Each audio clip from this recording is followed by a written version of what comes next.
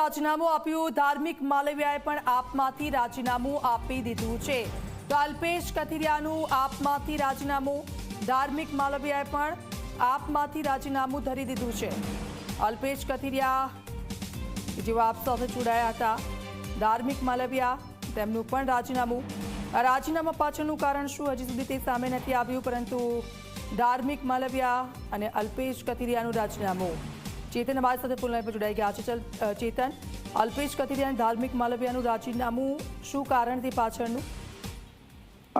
જી, લોકસભા પહેલા જ આમ આદમી પાર્ટીમાં એક મોટું ગાબડું ગણી શકાય, કારણ કે જે ધાર્મિક માલવિયા અને અલ્પેશ કથિરિયા છે તે આમ આદમી પાર્ટીના સૌથી મોટા, સુરતમાં જો પાટીદારમાં ઉચ્ચ જો નેતા હોય તો આમ આદમી પાર્ટીમાંથી આ બંને હતા। પરંતુ એકાએક લોકસભાની ચૂંટણી પહેલા જે રીતે બંનેએ જે રીતે રાજીનામું આપ્યું છે, અનેક જે તર્ક વિતર્ક છે તે ઉભા થયા છે, કારણ કે હાલમાં લોકસભાની ચૂંટણી પણ છે અને બંને એક સાથે રાજીનામું દિલ્હી ખાતે મોકલ્યું છે। હજી સુધી સ્વીકારવામાં નથી આવ્યું, પરંતુ બંને પોતાના પદ ઉપરથી તાત્કાલિક ધોરણે બંને રાજીનામા આપ્યા છે।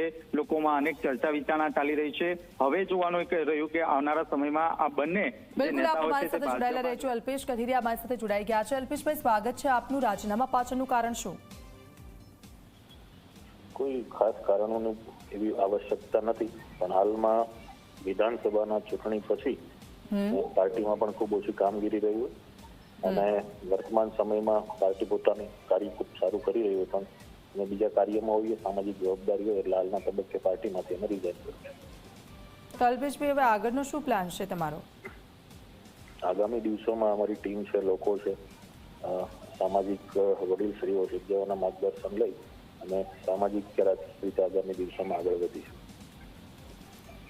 આગામી સમયમાં અલ્પેશભાઈ ભાજપમાં જોવા મળશે? નહીં, હાલ કોઈ એવી રણનીતિ કે ખાસ કોઈ વાતચીતો છે નહીં, પણ જે કોઈ પણ નિર્ણય હશે પછી ભવિષ્યમાં લેશે। એટલે ભવિષ્યમાં પણ જોડાવાની ઈચ્છા ખરી? ભવિષ્યમાં અત્યારે વર્તમાનમાં તો કોઈ બાબત પર ચર્ચા નથી, એટલે એના પર અત્યારે કહી નહીં શકાય। પણ અલ્પેશભાઈ, એવું તો અચાનક શું થયું કે આપમાંથી અચાનક જ રાજીનામું?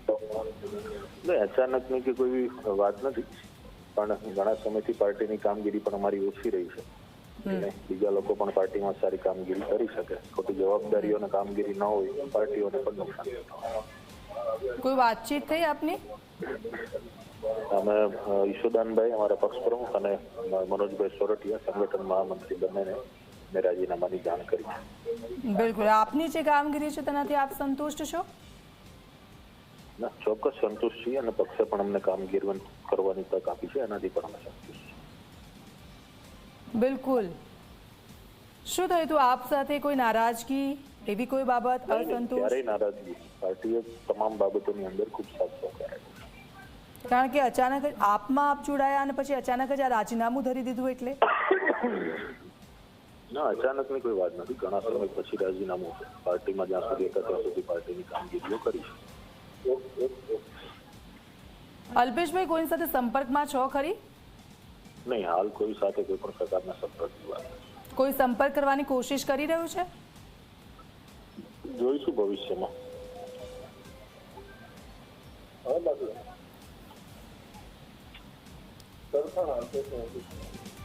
બિલકુલ, આપ બંને ખાસ મિત્રો છો અને બંને એક સાથે જ રાજીનામું આપી દીધું। કોઈ આગળનો પ્લાન?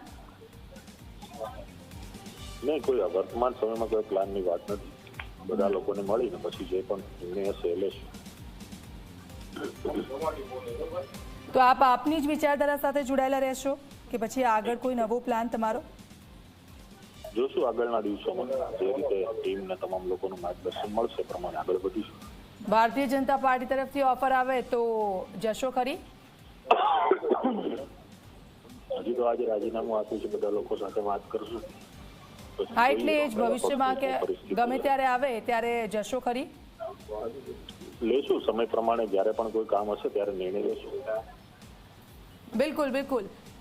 ગોપાલ ઇટાલિયા પણ અમારી સાથે જોડાઈ ગયા છે। ગોપાલભાઈ, આપનું સ્વાગત ઝી 24 કલાકમાં। અલ્પેશ કથિરિયાનું રાજીનામું કઈ રીતે જોવો છો તેને? હવે અલ્પેશભાઈ રાજીનામું આપ્યું ને એની તો જાણ તમે કીધું ત્યારે મને થઈ, અને અત્યારે ટીવીમાં એ બોલતા જ મને ફોન ઉપર સંભળાયું। તો એમના સામાજિક અમારી સાથે જોડાયેલા જ છે। હે અમારી સાથે જોડાયેલા છે ફોન લાઈન પર. જોડાયેલા છે અલ્પેશભાઈ, અમારે વાત થઈ નથી એટલે વધારે કઈ બોલી શકીશ નહીં હું, પણ મને એવું જાણવા મળ્યું કે ભાઈ અત્યારે સામાજિક તમે વાત કરી કામોમાં શકો છો એમની સાથે. એ તો હું ડાયરેક્ટ વાત કરી લે છે અલ્પેશભાઈ ને તો.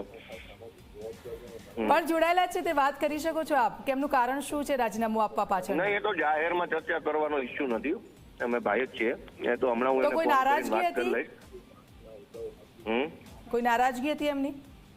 ના, નારાજગીનો તો પ્રશ્ન જ નથી ને. અલ્પેશભાઈનો એવો સ્વભાવ નથી, નારાજ થવાનો તો એમનો સ્વભાવ નથી. સંઘર્ષના માણસ છે, પણ નારાજ થવા જેવું અહીંયા કઈ છે નહીં. આપણે સત્તા હોય ને કોઈને કઈ મંત્રી પદ ન મળે નારાજ થાય તો એ થોડુંક વ્યાજબી લાગે. આપણે તો અહીંયા ક્યાં એવું નારાજ થવા જેવું કઈ છે. પણ એમનું મેં હમણાં ટીવીમાંથી જાણ્યું કે સામાજિક કામો કરવા માંગે છે અલ્પેશભાઈ, તો એ સ્વાભાવિક વસ્તુ છે. સામાજિક કામ વર્ષોથી કરતા આવ્યા છે અને આગળ પણ હવે તેઓ માત્ર સામાજિક કામ કરવા માંગતા હોય તો એ તો એના ઉપર કોઈ ટીકા ટિપ્પણી કરવાનું રહેતું નથી. તો હવે ભવિષ્યમાં એ કોઈ પાર્ટી સાથે નહીં જોડાય એવું છે? એ તો હું ન કહી શકું ને, કારણ કે એમની સાથે પણ ક્યાં વાતચીત જોડાશે કરી. ક્યાં નહીં જોડાય તો અલ્પેશભાઈ જ કહી શકે. મારું તો એટલું કહેવાનું છે કે માત્ર સામાજિક કામ કરવા માટે થઈ અને રાજકીય જવાબદારીથી મુક્ત થતા હોય તો એમાં કઈ વિશેષ ટીકા ટિપ્પણીનો વસ્તુ નથી. કોઈ તેમણે તો એવું પણ કહ્યું કે અત્યારે તો મારી રાજીનામું મેં ધરી દીધું છે, આગામી સમયમાં અમે જોઈશું જો કોઈ પણ તરફથી ઓફર આવશે એટલે ભારતીય જનતા પાર્ટી તરફથી તો પણ જોઈશું, એવું પણ એમણે કહ્યું. તો જો જોડાયા નથી ત્યાં સુધી તો કઈ કહેવાય નહીં ને. જોડાશે ત્યારે કહેશું એ બાબત ઉપર. પણ અચાનક રાજીનામું ઘણા બધા સવાલો ઉભા કરે છે, કારણ કે ધાર્મિક માલવિયા પણ રાજીનામું આપી દીધું. હા, બરાબર. બંને મિત્રો એક સાથે રાજીનામા ધરી દીધા. ને તો અલ્પેશભાઈ અને ધાર્મિકભાઈ વર્ષોથી સાથે મળીને કામ કરે છે, તો સ્વાભાવિક છે કે સામાજિક કામ કરવાનો નિર્ણય લીધો હશે, સાથે મળીને લીધો હશે. એટલે એ મેં કીધું એવું છે કે અત્યારે અલ્પેશભાઈના કહેવા પ્રમાણે તેઓ સામાજિક કામ કરવા માટે થઈ રાજકીય જવાબદારીમાંથી મુક્ત થાય છે, તો સામાજિક કામ કરવું એ સારી બાબત છે. એટલે એમાં કંઈ કહેવાનું રહેતું નથી. ભવિષ્યમાં કોઈ પણ પક્ષ સાથે જોડાવાની એવોની ઈચ્છા થાય અને એ જોડાશે ત્યારે જે કાંઈ અમારે કહેવા જેવું હશે કહેશું. બાકી સામાજિક કામ કરવું એ તો ઉત્તમ બાબત છે, એટલે એમાં તો ક્યાં કઈ ટીકા ટિપ્પણી જ કરવાની છે. બિલકુલ. કેજરીવાલ જેલમાં છે, એનાથી ડરીને લોકો રાજીનામું આપી રહ્યા છે એવું તો નથી ને આપમાંથી?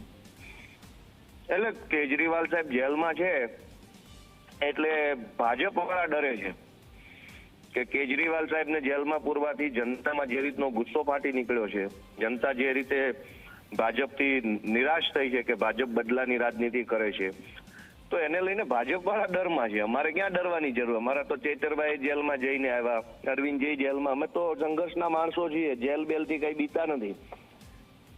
બિલકુલ. આ ધાર્મિક માલવિયા અને અલ્પેશ કથિરિયા કે જેઓ ઘણા સમયથી આપમાં હતા અને તેઓ જોડાયેલા હતા, કેવી કામગીરી હતી એ દરમિયાન તેમની? કારણ કે તેઓ ઘણા સમયથી દેખાતા પણ નહોતા.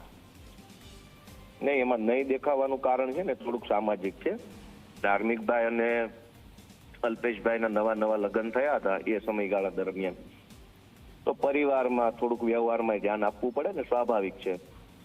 અને ધાર્મિકભાઈના ઘરે તો પ્રસંગ છે, એમના પત્ની અમારા આમ આદમી પાર્ટીના કોર્પોરેટર છે, એ પ્રેગ્નેન્ટ હતા, તો સ્વાભાવિક છે ઘરની જવાબદારીમાં હોય તો પાર્ટીનું કામ થોડુંક ઓછું કર્યું હોય. એટલે એ કોઈ બહુ એવું ગંભીર બાબત નથી કે નતા તો કેમ નતા. એના વાજબી કારણો છે. કેટલી મુશ્કેલી અત્યારે?